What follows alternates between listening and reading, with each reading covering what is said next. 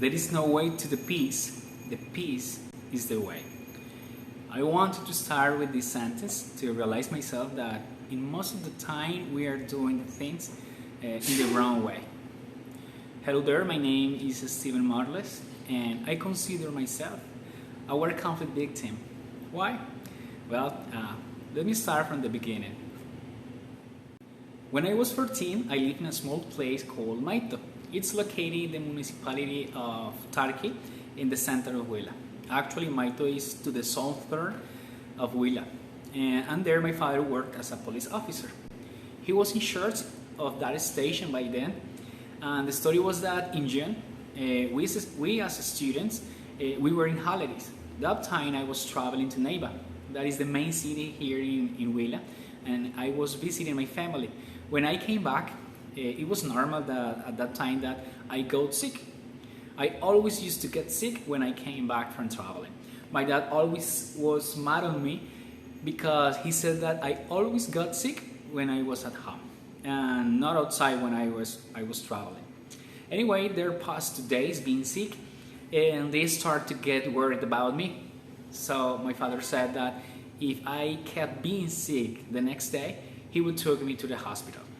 The thing was that in that place where we lived, there wasn't any hospital.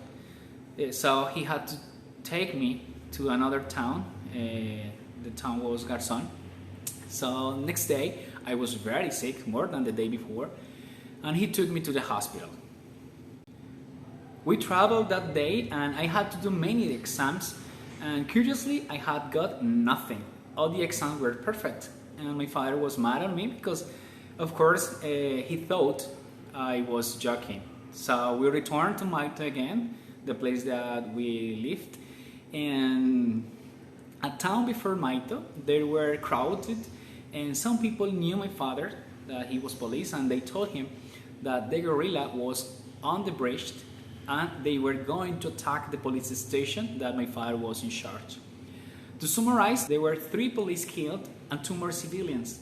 My mother had to be alone during that attack, and thank God nothing happened to them, not to my father, not to my family.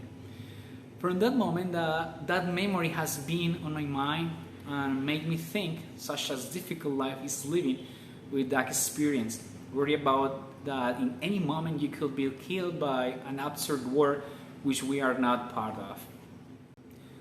The life has given me the opportunity to be a peace constructor.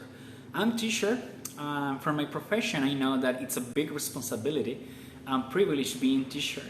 And more in a rural area where they also have been affected by this kind of situation. I'm sure that the peace is the way, and I'm convinced of that. That's why I'm a teacher. That's why I'm a Rotary actor. And that's why I want to be part of Peace Education and Action Impact Program. Thank you.